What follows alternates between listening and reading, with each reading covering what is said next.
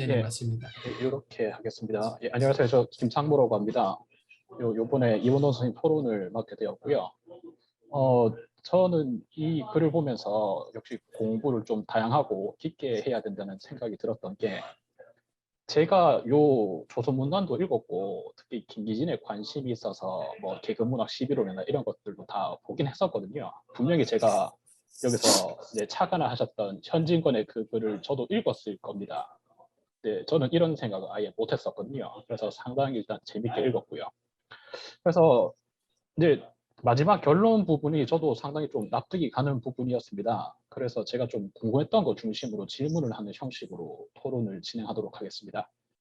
네, 먼저 첫 번째, 발표자께서는 일본의 산문예술 논쟁과 한국의 신경파 문학론을 통해 예술에 있어 내용이 가지는 가치의 문제, 즉 비예술적 요소로 파악되었던 실질적 삶이 어떻게 예술적 요소로 받아들여지느냐를 고찰하고 계십니다.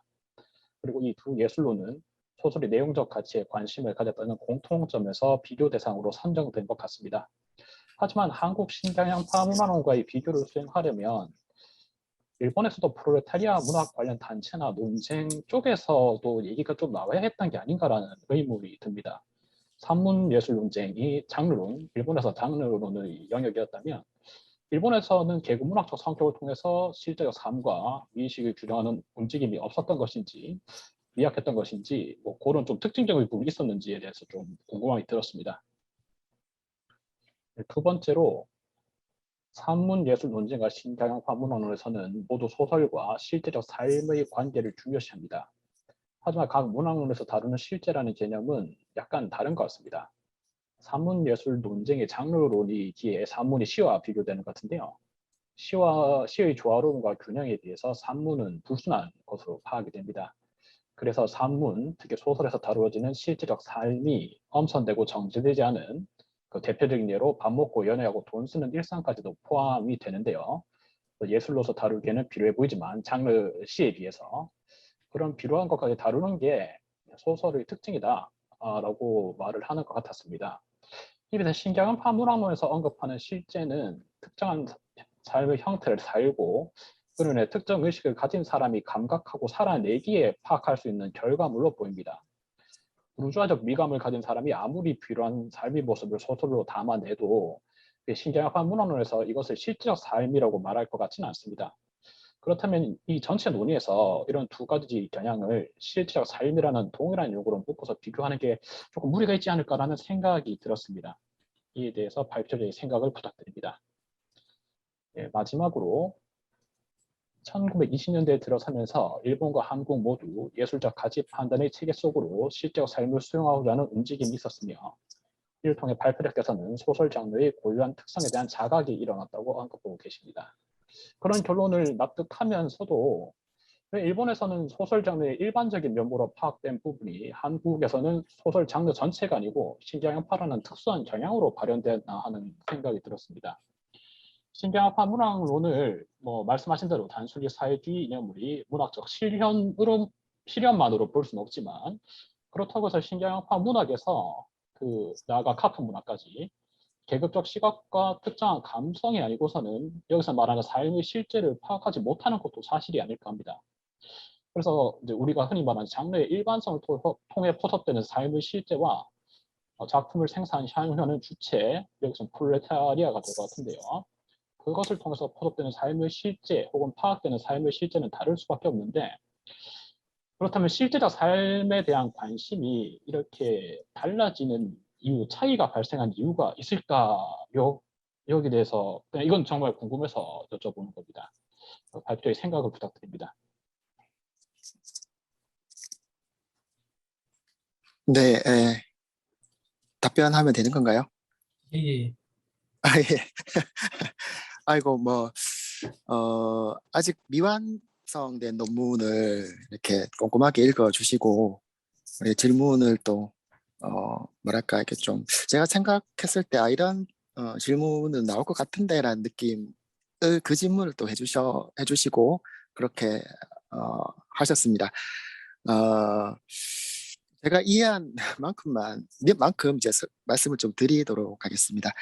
첫 번째 질문은 일본의 프로문학 론도 있을 텐데 왜 산문예술 논쟁자들과 이야기를 그 이야기를 가지고 왔느냐라는 질문으로 저는 이해를 했습니다. 거기에 대해서 답변을 좀 드리자면 일본 일단은 그 내용적 가치라는 이 말 자체가 산문예술 논쟁이라는 맥락에서 왔고요. 그리고 그 맥락을 그 한국의 1925년대 작가들도 충분히 그 맥락을 인지하고 있었고, 그리고 그걸 바탕으로 자기들의 이야기를 전개하고 있었기 때문에 그렇다라고 그렇게 했다라고 말씀드릴 수 있을 것 같고요.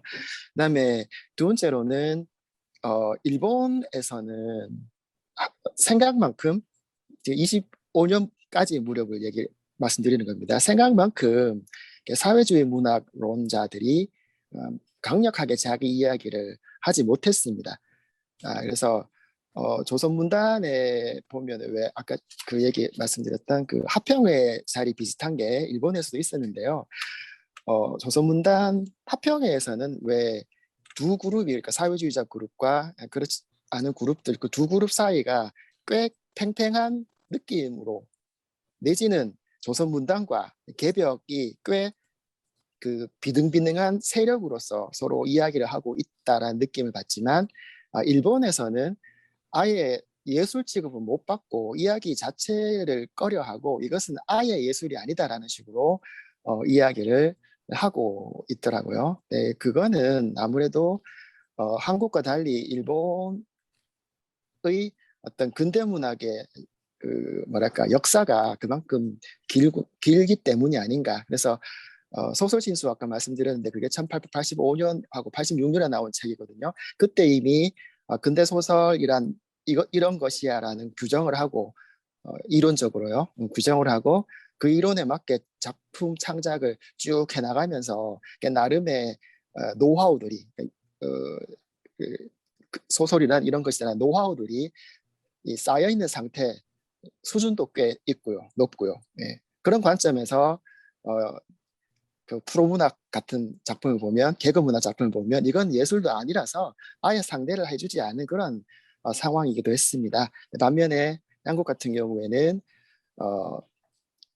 그 25년을 1920년대 전반기부터 뭐랄까요, 그 본격적인 근대 문학, 근대 소설의 모양새를 갖추기 시작했는데, 그 와중에 그 신경학파론자들이라든지 사회주의 관련된 작가들이 거의 동시라고 봐야 되지 않겠습니까? 2, 3년 차이. 예, 그래서 조금은 다른 그런 느낌으로 보시면 될 것 같고요. 자, 그 다음에 두 번째 부분은 이렇게 이해를 조금 올려주시겠습니까? 예, 2번 전체 볼 수 있도록. 예, 예.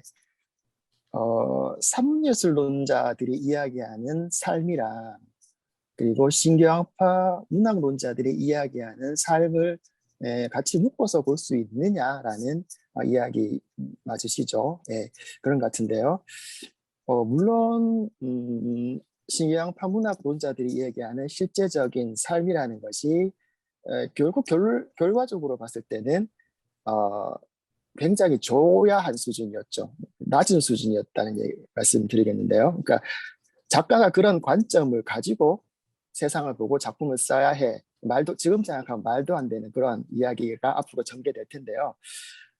제가 주목한 거는 그런 측면이 아니라 산문예술론자들도 그리고 신경학파 예술론자들도 삶이란 완성되어 있지 않아, 아름답지 않아, 마치 음악처럼 가지런하거나